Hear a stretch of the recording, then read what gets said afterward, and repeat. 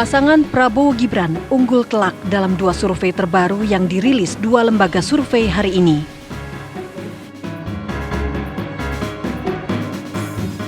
Sekjen Partai Nasdem mengaku tidak ada komunikasi dengan PDIP dan tidak mau terlibat dalam drama-drama politik.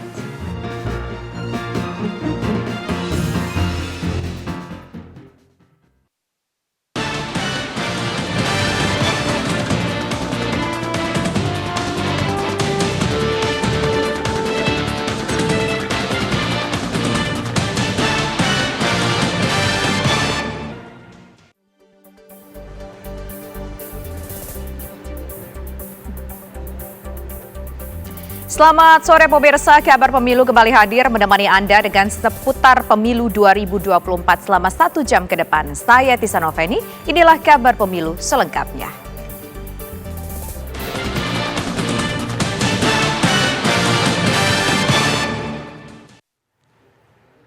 Cawapres Gibran Raka Buming Raka buka suara menyusul tudingan ijazah sekolahnya yang dinilai hanya setara SMK. Putra sulung Presiden Joko Widodo itu menunjukkan ijazah kuliah di Management Development Institute of Singapore yang gelarnya dikeluarkan oleh University Bradford, Inggris.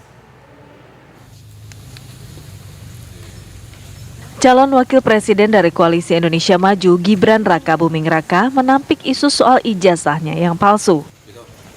Untuk menampik isu tersebut, Gibran membawa ijazahnya dan meminta awak media melihat dan mengecek langsung ijazah tersebut. Ijazah yang dibawanya setingkat S1 dari University of Bradford, Inggris, dan surat keputusan dari Kementerian Riset, Teknologi, dan Pendidikan Tinggi Direktorat Jenderal Pembelajaran dan Kemahasiswaan. Gibran mengaku membawa ijazah tersebut agar isu liar ijazah palsu tidak mencuat di media sosial. Padahal menurut Gibran, bila ijazahnya palsu, harusnya dipersoalkan sejak awal saat mendaftar sebagai cawapres. Ini kan memang ijazahnya, kalau palsu kan harusnya dipermasalahkan dari awal waktu pendaftaran. Ini ya. Ya biasa, makanya kan tak bawakan ijazahnya, mau dibawa sendiri ya, aja gue hilang gitu. Meski diragukan ijazahnya, kakak kandung Kaisang Pangarep ini menilai tuduhan-tuduhan tersebut tidak merugikannya. Dari Solo, Jawa Tengah, Effendi Rois, TV One mengabarkan. Nggak berhenti juga nggak apa-apa sih. Ijazah TK. Lalu seperti apa riwayat pendidikan Gibran Raka Buming Raka, pemirsa? Berikut kami sampaikan informasinya untuk Anda yang berhasil diolah oleh tim TV One berikut ini.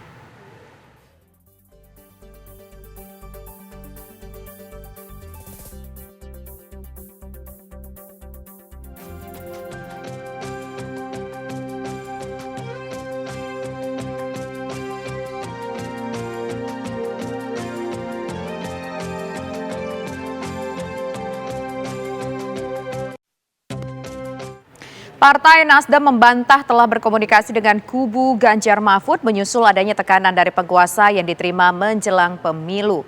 Kubu pasangan Anies Muhaimin ini justru mengaku tidak ingin terlibat dalam drama-drama politik yang tidak jelas.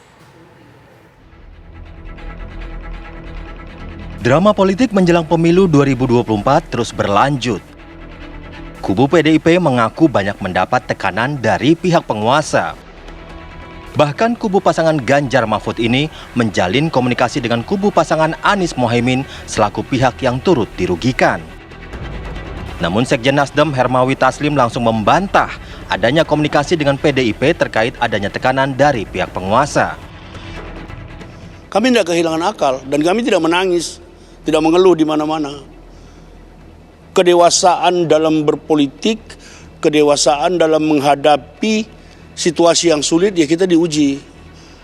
Oleh karena itu, ya kita jangan jumawa, jangan sombong kalau lagi berkuasa. Jangan ngancam-ngancam orang, akibatnya sekarang seperti ini kan. Kalau kami biasa saja. Sejauh ini kami belum mengalami, yang seperti dikatakan oleh Pak Ahmad Ali itu, sejauh ini kami masih bisa mengatasi semuanya. Dan kami juga merasa belum saatnya untuk berkomunikasi dengan paslon lain menghadapi siasat-siasat yang seperti itu. Pihak Nasdem yang mendukung pasangan Anies Mohaimin ini justru mengaku tidak ingin terlibat dalam drama politik yang menghabiskan energi. Iya, jadi energi kita ini kan terbatas. Kita nggak mau main drama. Kita nggak mau dengan segala kepura-puraan. Ada tuh kan yang menangis depan kamera. Ya kan, seolah-olah sudah besok dunia kiamat. Sebelumnya, Sekjen PDIP Hasto Kristianto mengaku banyak mendapat tekanan dari pihak penguasa menjelang Pilpres 2024. Bahkan kita lihat kan sebelumnya Yunarto Wijaya, kemudian ada Saudara Ulin, kemudian Adian, saya, jadi berbagai sinyal-sinyal itu sudah ada, tetapi cukup banyak kan juga ada kan itu. Sama, kita menyepakati dengan Amin juga. Penggunaan suatu instrumen hukum, penggunaan instrumen kekuasaan. Dalam konteks ini, kami juga membangun komunikasi dengan Amin karena merasakan hal yang sama. Sehingga inilah yang kemudian kami luruskan supaya demokrasi berada pada koridornya. Pasca penetapan calon presiden, PDIP yang merupakan bagian dari koalisi pemerintah justru semakin gencar mengkritisi kinerja pemerintah. Meski mengaku masih mendukung pemerintahan Presiden Joko Widodo, sikap sejumlah kader PDIP justru lebih kritis dari partai oposisi. Tim TV One mengabarkan. Pose salam 3 jari yang dibuat pilot Garuda bersama calon wakil presiden Mahfud MD memicu polemik. Menyusul unggahan foto tersebut pemirsa oleh Mahfud MD, pilot Garuda akhirnya dipanggil manajemen.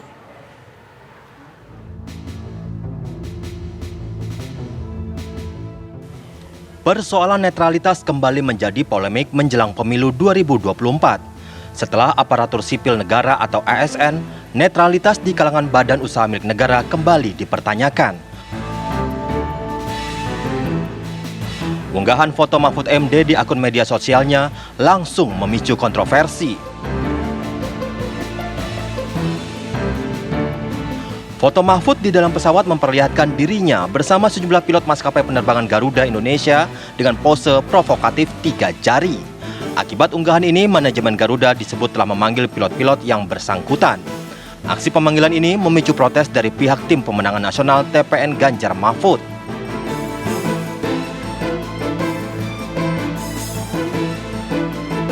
Berlebihan atau? Yang penting sekarang begini, bahwa balik-balik lagi, mestinya adalah pesta demokrasi, mestinya kebebasan untuk melakukan itu menjadi bagian yang penting dalam pesta demokrasi. Jadi ya, saya mengatakan balik-balik lagi, udahlah yuk kita lakukan suatu proses demokrasi yang asik. Sementara Menteri BUMN Erick Thohir sendiri menilai persoalan netralitas di BUMN berbeda dengan aparatur sipil negara. Kalau BUMN kan bukan ASN. Berarti boleh tuh Pak kalau BUMN bukan ASN, itu aja titik. Tadi yang soal Vale tadi kan katanya kategorinya kan mesti ada. Kalau Kementerian BUMN, nah itu ada catatan. Berarti diserahkan ke dinas. Sebelumnya, 5 kementerian lembaga telah mengeluarkan rilis larangan berpose bagi ASN. 10 pose foto dinilai haram untuk dilakukan ASN menjelang pemilu 2024. Tim TV One mengabarkan.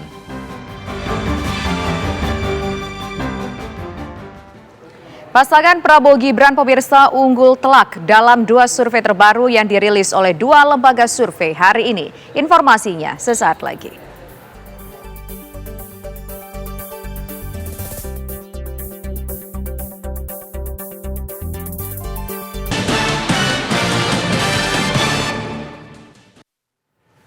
Elektabilitas Capres Prabowo Subianto terus menguat pemirsa dalam hasil survei terbaru dari Indonesia Political Opinion atau IPO dan Lingkaran Survei Indonesia, elektabilitas Prabowo lebih tinggi dibandingkan Anies dan Ganjar.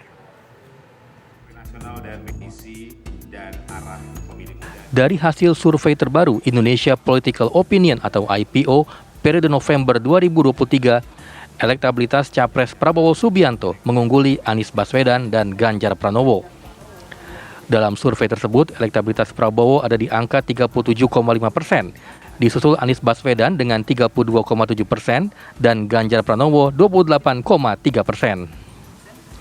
Bahkan ketika disandingkan dengan pasangan cawapresnya, elektabilitas pasangan Prabowo Gibran ada di angka 36,2%, Anies Muhaimin 34,1%, dan Ganjar Mahfud 27,1%.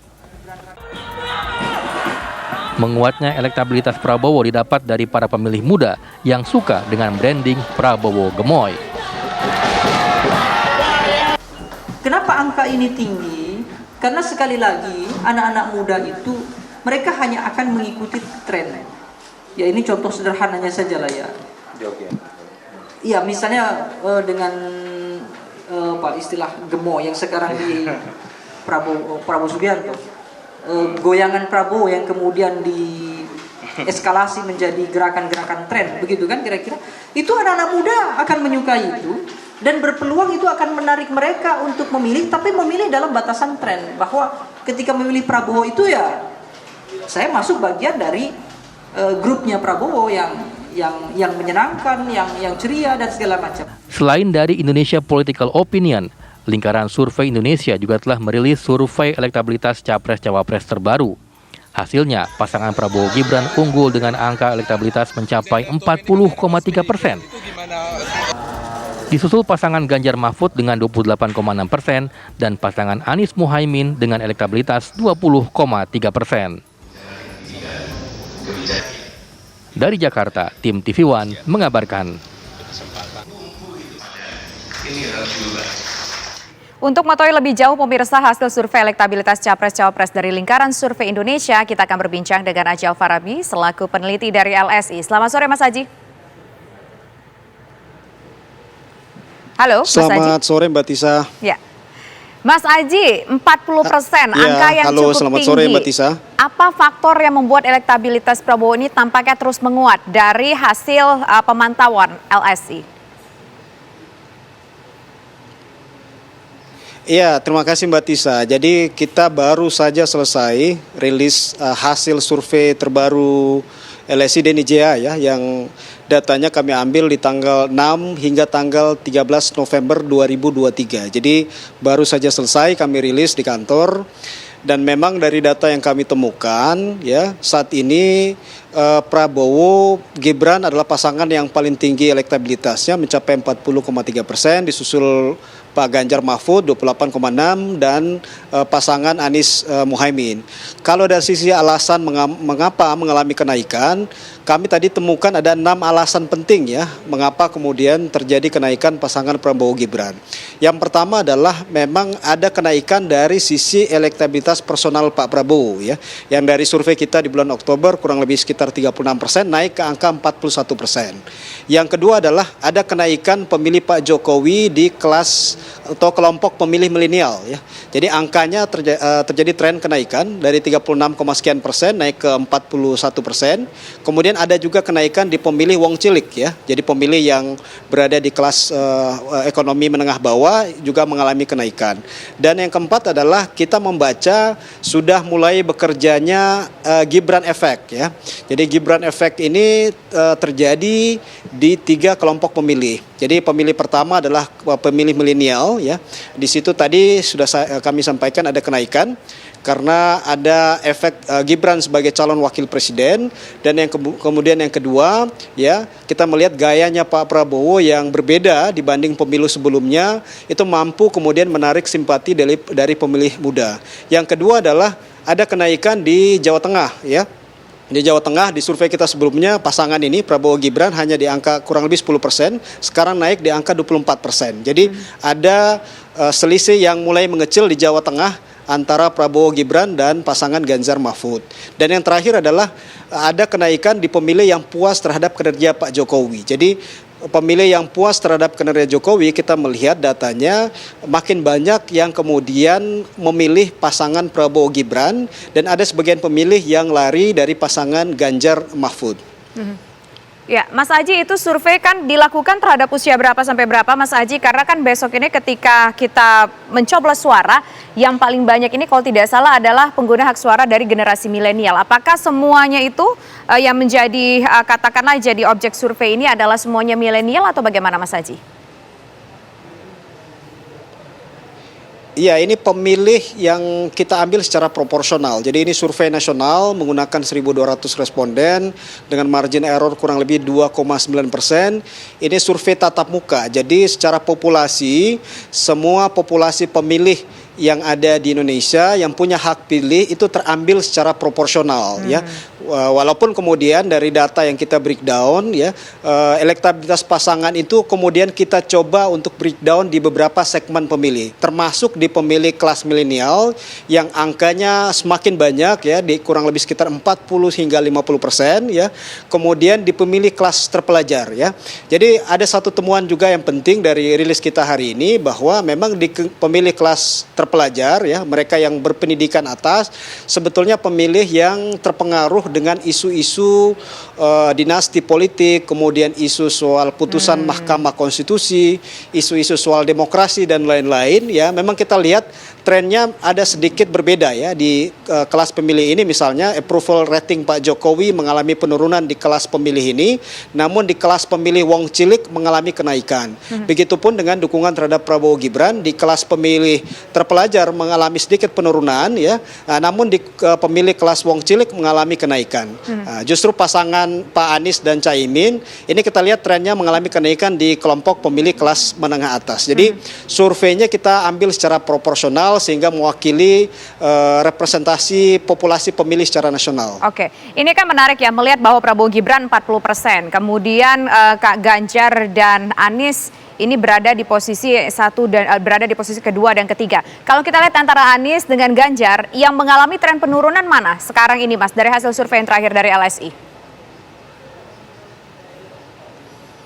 Ya, memang ini cukup mengejutkan ya hasilnya ya, karena baru sebulan lalu survei kita menunjukkan bahwa Prabowo dan Ganjar itu selisihnya hanya kurang lebih 1 hingga 2%. Namun saat ini selisihnya makin menjauh ya. Kurang lebih sekitar 11% antara pasangan Prabowo dan Pak Ganjar ya. Jadi Pak Prabowo Gibran kurang lebih 40,3%, pasangan Ganjar Mahfud 28,6%, dan Anies Caimin di angka 20,3%. Jadi pasangan Ganjar Mahfud mengalami penurunan kurang lebih sekitar 6% dibanding survei sebelumnya. Sementara pasangan Anies Caimin ini justru mengalami kenaikan dari 15% naik ke 20%. Jadi ada penurunan elektabilitas dari pasangan Ganjar Mahfud. Dan kalau kita lihat dari data temuan survei terbaru kita, ini tadi sudah kami juga sampaikan dalam rilis kami bahwa Pilpres kemungkinan terjadi dalam 2 putaran, dan pasangan Prabowo Gibran adalah pasangan yang sudah bisa meraih tiket untuk masuk ke putaran kedua ya, minimal dengan mengacu survei kita per hari ini, dan 1 tiket lagi masih diperebutkan antara pasangan Ganjar Mahfud dan pasangan Anies Caimin. Mengapa kemudian kita mengatakan 2 pasangan ini masih bisa memperebutkan tiket kedua? Karena kita lihat selisihnya mulai mengecil ya, antara Ganjar Mahfud dengan Anies Caimin. Oke, kalau seandainya nanti masuk ke 2 putaran, suara masing-masing ini apakah nanti, katakanlah kalau 2 putaran, apakah nanti akan ada sesuatu gebrakan, apakah nanti orang yang kedua selain Prabowo Gibran ini justru akan mendapatkan sumbangan elektabilitas dari pasangan lainnya yang tidak masuk ke putaran kedua, apakah itu sudah terbaca, Mas Aji? Ya, kalau kita buat simulasi, walaupun tadi tidak kita rilis dalam survei kita hari ini, tapi dalam simulasi head to head, memang saat ini Prabowo Gibran melawan siapapun ya, melawan Ganjar Mahfud ataupun melawan Anies Caimin di putaran kedua, posisinya Prabowo Gibran masih unggul ya dibanding 2 pasangan lainnya ya, baik melawan Ganjar Mahfud ataupun melawan Anies Caimin. Tapi yang menarik adalah kita melihat tren ya, walaupun trennya hanya sebagian yang lari ya, tapi dari temuan survei kita hari ini terlihat bahwa pemilih Ganjar ini sebagian sudah mulai masuk ke pasangan Anies Caimin, walaupun angkanya belum terlalu signifikan ya. Ya, Mas Aji, terakhir, apakah kira-kira angka ini akan konsisten sampai dengan nanti masa pemilihan suara, pemungutan suara 14 Februari? Apakah kira-kira ini ada kecenderungan yang konsisten atau mungkin nanti kondisi akan bisa berbalik, Mas Aji? Ya, saya melihat 2 hal ya, 2 hal yang biasanya menjadi hukum dalam elektoral dalam pemilu kita. Yang pertama adalah bagaimana kemudian masing-masing pasangan capres mengelola sentimen positif dan sentimen negatif di dalam 2 bulan terakhir ini ya. Jadi kalau kemudian sentimen negatif bisa diimbangi atau bahkan bisa kemudian lebih kuat sentimen positif dalam waktu 2 bulan ke depan, maka elektabilitas pasangan calon bisa stabil atau bahkan naik. Tapi kalau kemudian justru sentimen negatifnya makin banyak, maka ini juga akan bisa menurunkan suara dari pasangan calon. Yang kedua adalah kita melihat masih ada 10,8% pemilih yang belum menentukan pilihan, dan ini sebetulnya masih punya kans untuk memilih di antara ketiga pasangan calon, sehingga sedikit akan mengubah peta dukungan. Dan yang ketiga adalah seberapa kuat nanti ya pasangan capres maupun tim pasangan capres melakukan kampanye dalam 3 bulan terakhir nanti. Jadi saya pikir memang masih ada kemungkinan perubahan-perubahan yang terjadi. Namun tadi yang sudah kami sampaikan dalam rilis bahwa kemungkinan Pilpres akan terjadi dalam 2 putaran, dan pasangan Prabowo Gibran sudah bisa kita katakan bahwa aman untuk tiket ke putaran kedua. Tinggal 2 pasangan yang lain ya, Ganjar Mahfud dan Anies Caimin, yang kemudian masih punya peluang untuk memperebutkan tiket yang kedua. Baik, terima kasih Mas Haji Alfarabi dari LSI Deni JA. Selamat sore. Pemirsa, usai jeda berikut kami akan kembali dengan sejumlah informasi penting lainnya, termasuk apa-apa saja larangan pose berfoto bagi ASN di masa pemilu tahun 2024 ini. Tetaplah bersama kami.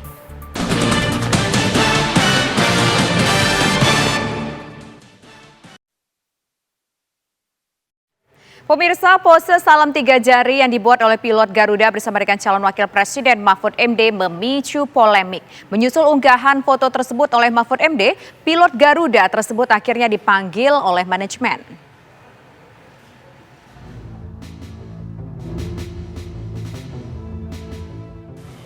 Persoalan netralitas kembali menjadi polemik menjelang pemilu 2024. Setelah aparatur sipil negara atau ASN, netralitas di kalangan badan usaha milik negara kembali dipertanyakan. Unggahan foto Mahfud MD di akun media sosialnya langsung memicu kontroversi. Foto Mahfud di dalam pesawat memperlihatkan dirinya bersama sejumlah pilot maskapai penerbangan Garuda Indonesia dengan pose provokatif 3 jari. Akibat unggahan ini, manajemen Garuda disebut telah memanggil pilot-pilot yang bersangkutan. Aksi pemanggilan ini memicu protes dari pihak tim pemenangan nasional TPN Ganjar Mahfud.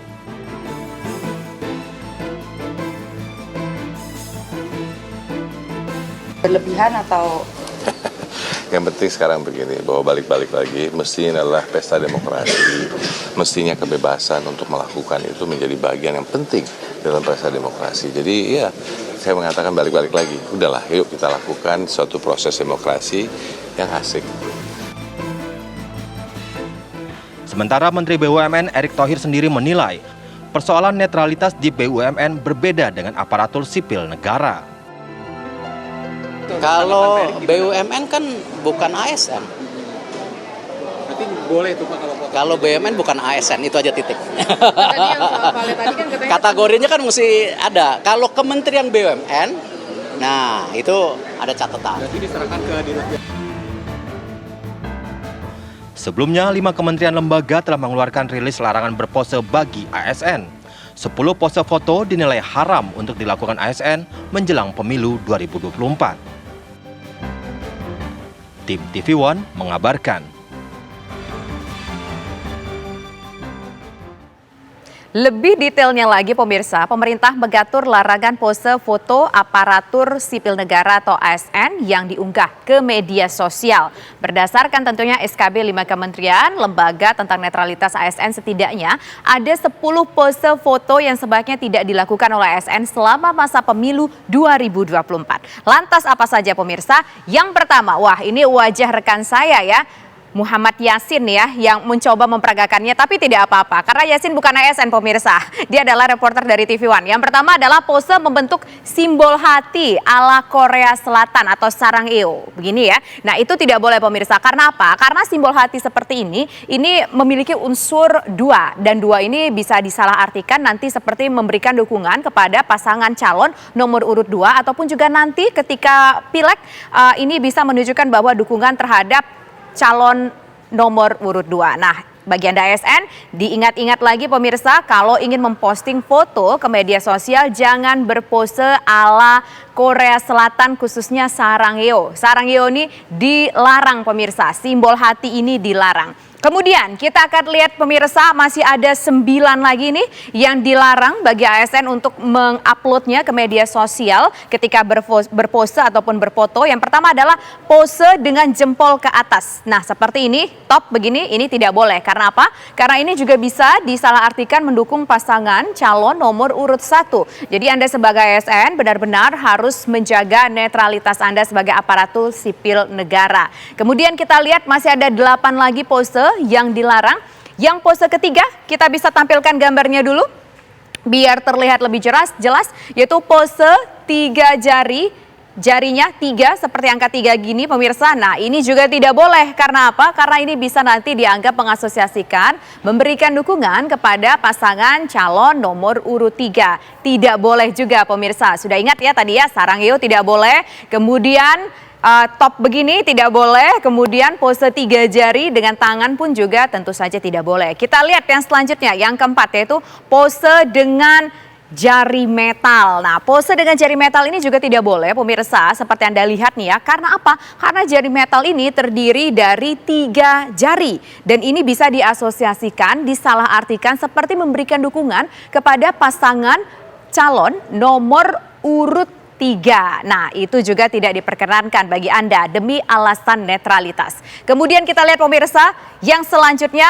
pose dengan membentuk pistol gitu ya. Kalau orang berfoto kadang-kadang ada yang bergayanya begini ya pemirsa ya, agak didekatkan di dagu begini. Nah, itu juga tidak boleh pemirsa. Karena apa? Karena ini memberikan asosiasi, memberikan nomor urut, memberikan dukungan terhadap pasangan calon nomor urut 2. Jadi udah diingat ya, apa-apa saja yang tidak boleh. Masih ada pemirsa, masih ada sekitar 5 ataupun 4 lagi. Yang selanjutnya itu pasangan ataupun pose dengan mengangkat telunjuk. Ini sudah sangat jelas ya, kalau mengangkat telunjuk ini hanya 1 jari saja yang ditampilkan. Nah, ini seolah-olah memberikan dukungan kepada pasangan calon nomor urut 1. Ini pun tidak diperbolehkan ketika Anda berfoto, kemudian Anda upload di media sosial, itu tidak boleh. Kemudian kita lihat lagi, pose tangan angka 2 atau victory seperti ini, itu juga tidak boleh pemirsa.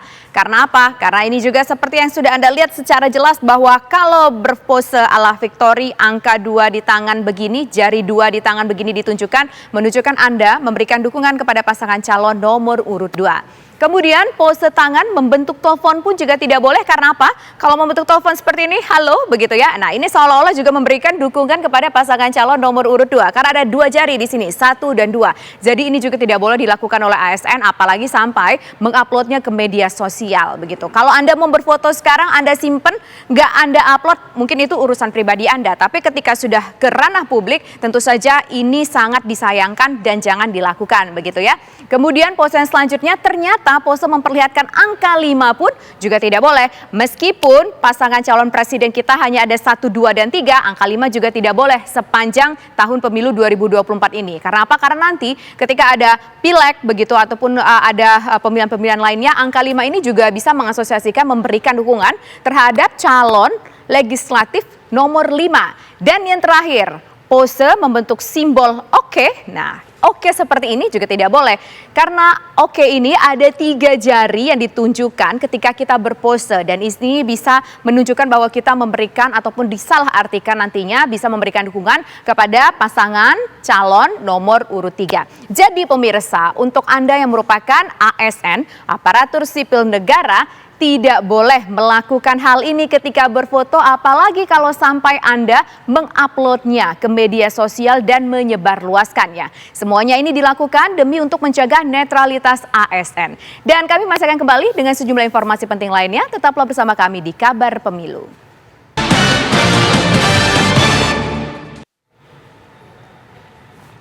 Pemirsa, calon Presiden nomor urut 1 Anies Rashid Baswedan bertemu dengan ratusan kiai kampung di Malang, Jawa Timur. Tak seperti pertemuannya dengan masa pendukungnya, Anies lebih memilih mendengarkan curhatan dan masukan ide dari para kiai kampung. Anies memastikan kritik, saran, dan curhatan para kiai kampung senada dengan sejalan dengan program kerja yang sudah ia susun bersama dengan Cawapres Muhaimin Iskandar jika nanti terpilih sebagai Presiden Republik Indonesia ke-8.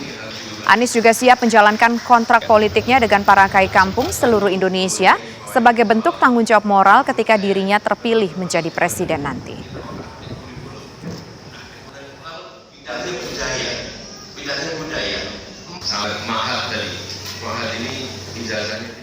Calon Presiden nomor urut 2 Prabowo Subianto menerima kunjungan ataupun dukungan maksud kami relawan Matahari Pagi di kediamannya di Kertanegara, Jakarta Selatan.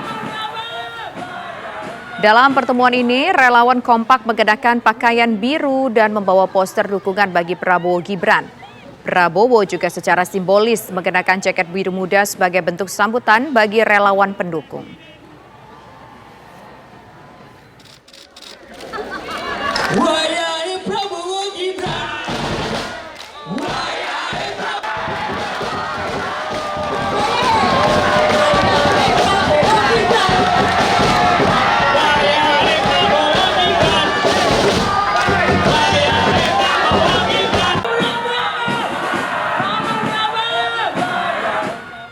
Sementara itu, calon Presiden nomor urut 3 Ganjar Pranowo mengunjungi perkampungan kumuh yang dihuni oleh warga suku Kokoda untuk mendengarkan secara langsung keluarga warga suku Kokoda yang berdomisili di Kota Sorong.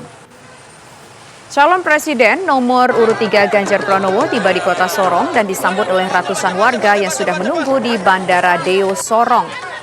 Warga berebut foto dan bersalaman dengan Ganjar saat tiba di pintu keluar bandara. Ganjar Pranowo tidak melewatkan kesempatan tersebut untuk menyalami warga yang sudah menunggunya sejak pagi hari. Ganjar juga mengunjungi sebuah perkampungan kumuh di jantung Kota Sorong yang dihuni oleh warga suku Kokoda di kilometer 8 Kelurahan Klasebi, Distrik Sorong Timur untuk mendengarkan secara langsung keluhan warga suku Kokoda mulai dari rumah yang tidak layak huni, pendidikan, kesehatan, hingga lapangan pekerjaan.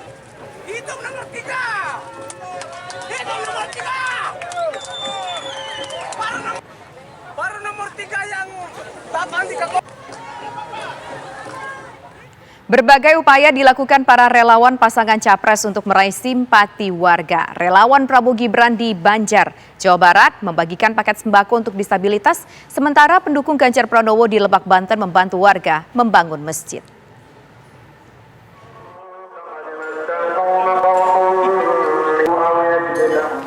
Relawan Ganjar Pranowo untuk semua kembali melakukan aksi nyata untuk warga. Para pendukung Ganjar di Kabupaten Lebak, Banten ini turun langsung dalam pembangunan masjid di Cikande Permai. Dalam aksi ini terlihat semua relawan dengan semangat bergotong royong dalam pelaksanaan pembangunan masjid. Dari mulai mengangkut batu, pemotongan besi, dan pengecatan besi untuk tiang speaker hingga membersihkan lantai masjid yang baru dibangun oleh relawan Ganjar.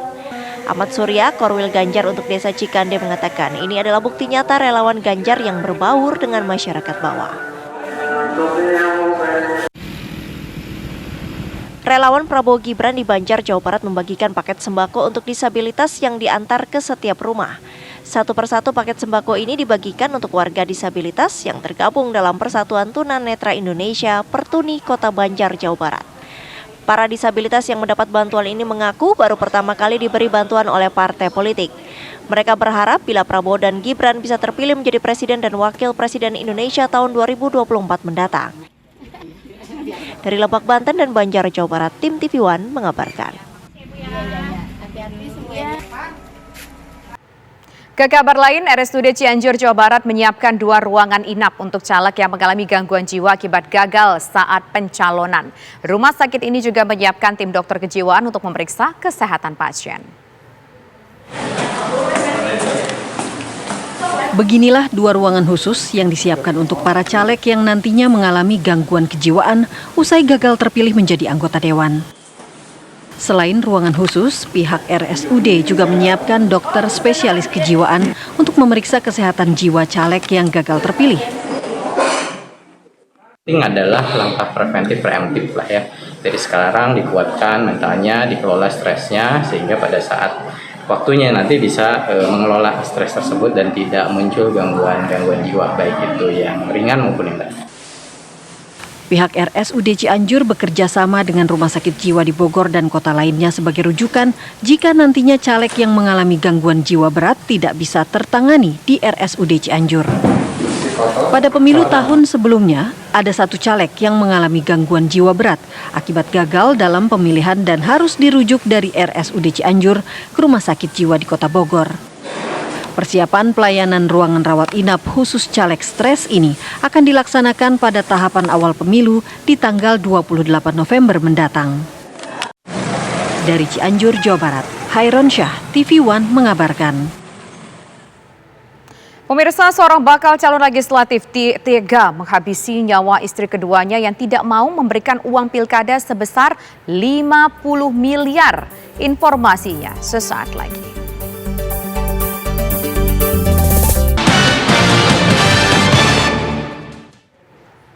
Pemirsa, seorang bakal calon legislatif ditangkap tim gabungan Satreskrim Polresta Batam dan Polsek Batu Aji karena tega menghabisi nyawa istri keduanya yang tidak mau memberikan uang pilkada sebesar 50 miliar. Ahmad Yuda, seorang bacalek di Kota Batam, Kepulauan Riau, ditangkap aparat setelah melakukan pembunuhan terhadap istri keduanya. Peristiwa pembunuhan terhadap korban diketahui oleh kepolisian berdasarkan laporan warga 4 November lalu. Warga curiga karena korban tidak terlihat melakukan aktivitas apapun. Warga beserta perangkat RT setempat kemudian mencoba masuk ke dalam rumah korban dan menemukannya dalam keadaan tidak bernyawa. Pelaku tergolong lihai dalam melarikan diri dengan kerap berpindah lokasi di kawasan Pulau Sumatera menggunakan rambut palsu. Motif pembunuhan, korban menolak permintaan pelaku uang 50 miliar untuk pencalonan bupati di wilayah Sumatera Utara.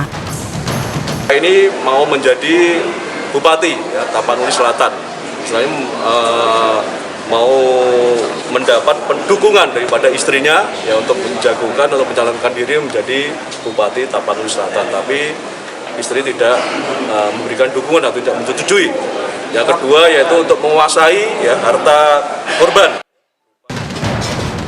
Pelaku dijerat tindak pidana pembunuhan berencana dengan ancaman hukuman 20 tahun penjara atau seumur hidup. Dari Batam, Kepulauan Riau, Alboin, TV One mengabarkan. Melanggar aturan sejumlah alat peraga sosialisasi APS milik beberapa partai politik bergambar calon legislatif ditertibkan Bawaslu Kota Kediri, Jawa Timur. Satuan Polisi Pamung Praja dan Badan Pengawas Pemilu Kota Kediri, Jawa Timur menertibkan alat peraga sosialisasi milik calon anggota legislatif dari berbagai partai politik. Penertiban dilakukan karena tidak sesuai dengan peraturan PKPU nomor 15 tentang kampanye dan melibatkan sejumlah unsur personil gabungan. Mulai dari Satpol PP, Dishub, juga kepolisian yang menyebar di 50 titik dari 3 kecamatan. Sebelumnya pemirsa, Bawaslu Kota Kediri telah melakukan pemberitahuan kepada partai peserta pemilu untuk melakukan penertiban mandiri.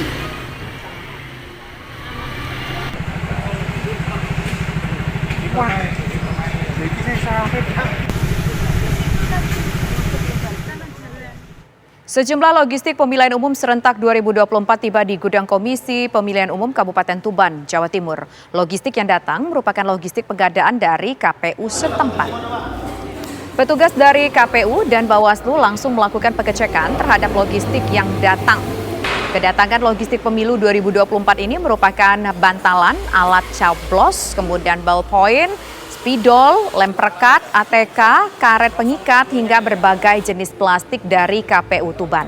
Rencananya, logistik seperti bilik suara hingga tinta dari KPU Pusat akan segera tiba di gudang KPU Tuban. Penyortiran logistik pemilu 2024 akan dilakukan KPU Tuban pada bulan Januari 2024 mendatang.